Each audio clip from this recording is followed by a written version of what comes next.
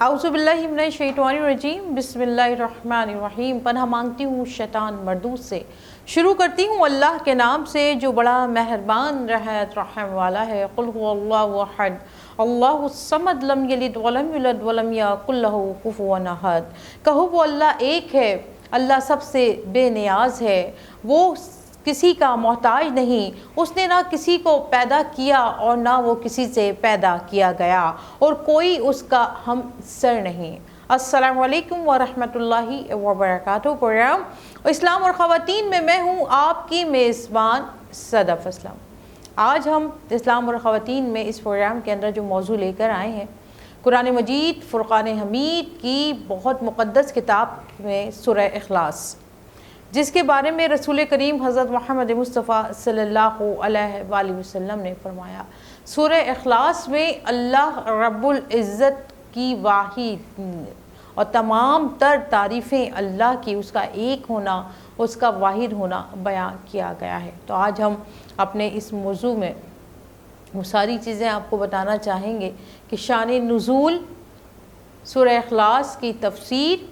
انشاءاللہ، اور کوشش میں یہی کروں گی کہ آپ کی سمجھ میں آ سکے اور آپ تک میں یہ پیغام پہنچا سکوں کہ اللہ کی یہ مقدس کتاب قرآن مجید فرقان حمید جو اللہ رب العزت نے آقا دو جہاں حضرت محمد مصطفیٰ صلی اللہ علیہ وآلہ وسلم پر نازل کی، تو نبی کریم صلی اللہ علیہ وآلہ وسلم فرماتے ہیں کہ وہ کتاب ہے جو ضابطہ حیات ہے۔ اس کتاب کو مضبوطی سے اپنے ہاتھوں میں تھامے رکھو۔ حجۃ الوداع کے موقع پر رسول کریم صلی اللہ علیہ وآلہ وسلم نے فرمایا کہ میں تمہارے درمیان یہ چیز چھوڑ کے جا رہا ہوں، اس کو مضبوطی سے تھام اور پکڑ کے رکھنا۔ وہ کیا تھا؟ وہ قرآن مجید فرقان حمید ہے کہ یہ راہ ہدایت ہے، یہ راہ نجات ہے۔ اس میں اللہ رب العزت وہ تمام معاملات رکھے ہیں، وہ تمام چیزیں آپ کو بتائی ہیں، وہ تمام مراحل جو اللہ رب العزت نے انسان کی رہبری کے لیے، اس کی سمجھداری کے لیے، اس کی نجات کے لیے، اس جہنم کی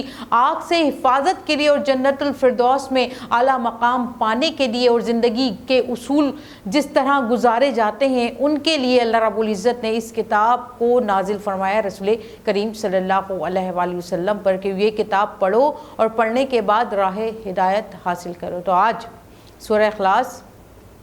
کا شان نزول آپ کو بتاؤں گی، اس کی تفسیر آپ کو بتاؤں گی۔ اب بتاتی ہوں یہ میں شان نزول سورہ اخلاص کا کیا ہے، جسے قل هو اللہ احد اللہ الصمد لم یلد ولم یولد ولم یکن لہ کفوا احد۔ اگر کوئی اسلام کا تصور آپ سے پوچھتا ہے کہ اسلام کیا ہے، اس کا تصور کیا ہے، تو اس کے سورہ اخلاص سے بہتر جو ہے وہ کوئی چیز نہیں ہے کہ جو اس کے سامنے بیان کی جائے۔ رسول کریم صلی اللہ علیہ وآلہ وسلم سے کفار مشرکین یہ پوچھتے تھے کہ آپ کا رب جسے آپ ایک معبود ماننا چاہتے ہیں، آپ بتائیے کہ اس کا نسب کیا ہے، یہ کس چیز سے بنا ہوا ہے، کس چیز، یہ پوری کائنات جو ہے وہ کس کی میراث ہے۔ یہ تمام سوالات رسول کریم صلی اللہ علیہ وآلہ وسلم سے کفران مکہ کفار پوچھا کرتے تھے۔ اب یہ شان نزول جو ہے سورہ اخلاص کا یہ اس وقت ہوا کہ جب نبی کریم صلی اللہ علیہ وآلہ وسلم کو سامنا کرنا پڑا کفار کا، اور کفار آپ سے یہی کہتے تھے کہ ہمارے بدھ ہیں، ہم یہ مانتے ہیں، وہ مانتے ہیں، مگر آپ ایک ہی معبود مانتے ہیں، اس کا کوئی چیز ہے، یہ کیا ہے، یہ کہاں سے اس کی ابتدا ہے، کہاں سے اس کی انتہا ہے۔ تو ان سوالات جب آپ سے ہو رہے تھے تو اللہ رب العزت نے سورہ اخلاص کو نازل کیا۔ جب سورہ اخلاص نازل ہوئی تو آقا دو جہاں صلی اللہ علیہ وآلہ وسلم نے جب یہ سورت پڑھی اور آپ نے اس کے نزول پر دیکھا تو آپ نے دیکھے کیا ہوتا ہے اس میں کہ کہو کہ وہ اللہ یکتا ہے، وہ اللہ ایک ہے۔ اللہ کو یکتا ماننا اور اللہ کو ایک ماننا، اللہ نے فوراً یہ صورت نازل فرمائی۔ اس کے بعد اللہ سب سے بے نیاز ہے، اللہ کو کسی کی کوئی ضرورت نہیں، وہ بالکل بے نیاز ہے، وہ کسی کا محتاج نہیں ہے۔ انسان جو ہے وہ کسی بھی طرح کا ہو وہ محتاج ہے اپنے رب کا، چیزوں کا، ہر طرح کی ضرورتوں کا وہ محتاج رہتا ہے، مگر اللہ رب العزت کی ذات واحد یکتا ہے، وہ کسی کی محتاج نہیں۔ اور اس کے بعد اللہ کے رسول صلی اللہ علیہ وآلہ وسلم فرماتے ہیں کہ سورت کے اندر اللہ رب العزت فرما رہے ہیں کہ نہ تو اللہ کو کسی نے پیدا کیا اور نہ وہ کسی سے پیدا کیا گیا، اور اس کا کوئی ہمسر نہیں ہے، اس کا کوئی نہیں ہے، نہ آگے اور نہ پیچھے، وہ یکتا واحد ہے، واحد احد ہے، واحد ہے۔ احد اور واحد دونوں سننے میں تو آپ کو ایک جیسے لگتے ہیں اور اس کی میننگ بھی ایک جیسی ہے۔ واحد مطلب وہ چیزیں جن کے اندر کثیر تعداد سے چیزیں جمع ہوتی ہیں ان کو واحد کہتے ہیں، اور احد وہ لفظ ہے کہ جس کے اندر کوئی چیز شامل نہیں ہوتی، وہ صرف یکتا ہوتا ہے۔ تو اللہ احد ہے، اللہ واحد ہے، اور اللہ ہمیشہ سے ہے اور ہمیشہ رہے گا۔ جب مسلمان نبی کریم صلی اللہ علیہ وآلہ وسلم کی شان میں آپ کا ذکر کرتے ہیں، جس کے لیے اللہ رب العزت نے قرآن مجید میں جا بجا نبی کریم صلی اللہ علیہ وآلہ وسلم کے ذکر کو بلند کیا، اسی طرح اللہ رب العزت نے اپنی ذات کو واحد و یکتا کیا۔ مختلف سورہ مومنین میں نبی کریم صلی اللہ علیہ وآلہ وسلم فرماتے ہیں کہ سورہ مومنین میں اللہ رب العزت نے اپنی شان کو واحد یکتا بیان کیا۔ اسی طرح اللہ رب العزت نے الگ الگ صورتوں کے اندر اپنے آپ کو واحد یکتا، جیسے کہ سورہ وَإِلَٰهُكُمْ إِلَٰهٌ وَاحِدٌ لَا إِلَٰهَ إِلَّا هُوَ الرَّحْمَٰنُ الرَّحِيمُ، تو اللہ ہمیشہ سے واحد تھا، اللہ ہمیشہ سے ایک ہے۔ تو اب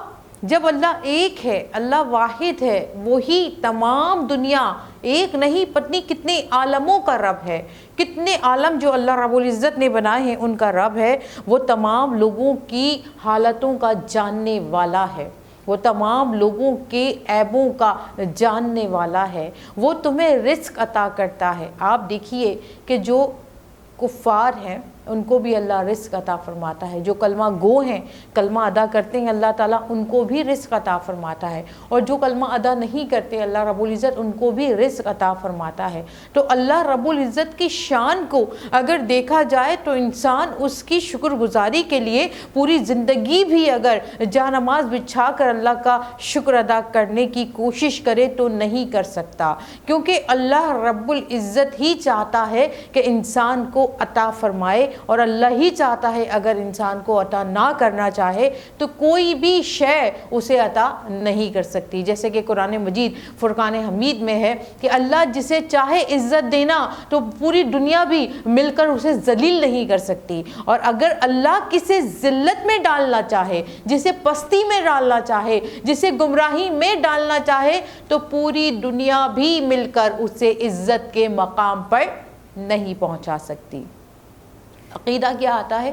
عقیدہ یہ آتا ہے مومنین کا، مسلمان کا، جب سورہ اخلاص سنتے ہیں، سورہ اخلاص پڑھتے ہیں، اسے سمجھتے ہیں تو یہ ایک صرف زبانی نہیں ہوتی ہے، اس کو سمجھنا بھی ضروری ہے۔ جب ہم پڑھتے ہیں قل هو اللہ احد، ہمیں اللہ یکتا ہے، اللہ ایک ہے، بس یہ چیز اگر ذہن میں آ جاتی ہے تو آپ دیکھیے کہ آپ کے ہر قدم پر یہ سوچ آپ کے ساتھ جاتی ہے کہ میرا رب ایک ہے، واحد ہے، یکتا ہے، وہ میرے شرک سے زیادہ قریب ہے، میرے دل سے زیادہ قریب ہے، میرے ذہن میں ہر وقت میرا رب موجود ہے، مجھے ہر وقت میرا اللہ دیکھ رہا ہوتا ہے، اس سے کوئی چیز چھپی ہوئی نہیں ہوتی، میں چھپ کر کرتا ہوں یا میں ظاہر ہو کر کرتا ہوں تو میرا رب مجھے جانتا ہے۔ جیسے رمضان المبارک آتا ہے تو آپ دیکھیے کہ اللہ کے لیے روزہ ہے، اللہ فرماتا ہے کہ یہ روزہ میرے لیے ہے۔ جب ہم روزہ رکھتے ہیں تو آپ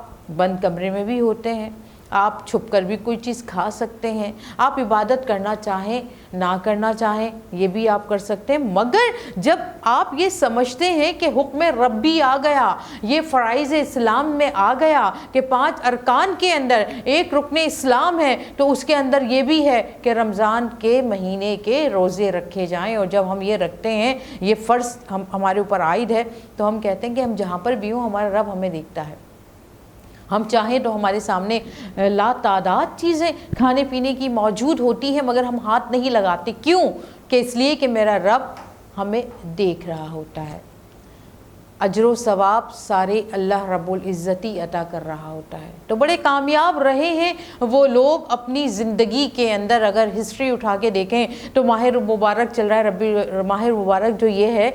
قطب ربانی شہاباز لامکانی شیخ سید عبدالقادر جیلانی حضور غوث الاعظم کے عروس کا مہینہ چل رہا ہے۔ تو یہ حضور غوث اعظم کا جب نام آتا ہے، قطب ربانی کا جب نام آتا ہے، تو آپ دیکھیں یہ اللہ کے کون سے بندے ہیں؟ یہ اللہ کے وہ بندے ہیں کہ جنہوں نے اپنا چلنا پھرنا اٹھنا بیٹھنا اللہ کے ذکر میں ردب النساء کر دیا،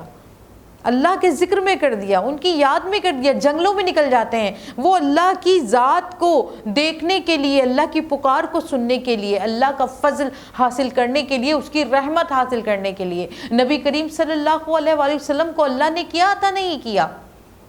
آپ نبیوں کے نبی، آپ کو اللہ رب العزت نے قرآن مجید فرقان حمید میں جگہ با جگہ آپ کے ذکر کو بلند کیا۔ تو اللہ نہیں چاہتا، اللہ چاہتا ہے حبیب میں نے تمہیں تمام عالم کے لیے رحمت بنا کر بھیجا، تم میری عبادت نہ کرو، تم آرام سے سکون سے رہو، مگر اللہ نے یہ نہیں فرمایا۔ کیوں؟ کہ اللہ رب العزت نے نبی کریم صلی اللہ علیہ وآلہ وسلم پر ختم نبوت کو ختم کر دیا، نبوت آپ پر ختم کی گئی، نبی کریم صلی اللہ علیہ وآلہ وسلم کو پیغام اسلام دیا گیا، خدا کا ایک ماننا، خدا کا واحد ماننا، خدا کو ایک بتانا، نبی کریم صلی اللہ علیہ وآلہ وسلم کو یہ پیغام دیا گیا کہ میرے بندوں تک یہ بات پہنچاؤ کہ تمہیں بنانے والا جو ہے وہ ایک ہی رب ہے، وہ خالق مالک جس نے تمہیں بنایا۔ نبی کریم صلی اللہ علیہ وآلہ وسلم کو اللہ نے تمام تر خوبیوں سے نوازا، مگر وہ نبی اللہ رب العزت کی بارگاہ میں نمازیں ادا کرتے تھے، راتوں کو تہجد کی نماز کے لیے کھڑے ہو جایا کرتے تھے۔ تو حضرت عائشہ صدیقہ رضی اللہ تعالیٰ عنہ پوچھتے ہیں یا رسول اللہ صلی اللہ علیہ وآلہ وسلم آپ کو تو اللہ رب العزت نے تمام عالم کے لیے رحمت بنا کر بھیجا، آپ تو اللہ کے محبوب تر ہیں، آپ کو تو اللہ نے اپنا محبوب بنایا، تو آپ اتنا کیوں روتے ہیں؟ اب دیکھیے اللہ رب العزت نے نبی کریم صلی اللہ علیہ وآلہ وسلم کو کیا کچھ عطا نہیں کیا، تمام کائنات کے مالک آپ کو بنا دیا۔ تو آپ صلی اللہ علیہ وآلہ وسلم سے کہا کہ آپ کو رونے کی کیا ضرورت ہے؟ آپ اتنی عبادت کرتے ہیں اللہ رب العزت کی، اور آپ کی آنکھوں سے اتنے آنسو نکلا کرتے تھے کہ آپ کا سینہ مبارک بھیگ جایا کرتا تھا آنسوؤں سے، آپ کی داڑھی مبارک بھیگ جایا کرتی تھی آنسوؤں سے، تو آپ کو رونے کی کیا ضرورت ہے اللہ رب العزت کی بارگاہ میں؟ آپ کو اتنی عبادت کرنے کی کیا ضرورت ہے اللہ کی بارگاہ میں؟ اتنی عبادت کرتے ہیں آپ، اتنا روتے ہیں۔ تو نبی کریم صلی اللہ علیہ وآلہ وسلم کے یہ الفاظ ہوا کرتے تھے، کیا میں اپنے رب کا شکر گزار بندہ نہ بنوں؟ کیا میں اپنے رب کا شکر گزار بندہ نہ بنوں کہ جس نے مجھے تمام نعمتوں سے نوازا؟ شکر گزاری لوگ سمجھتے ہیں کہ ہمارے پاس دولت کا انبار ہے،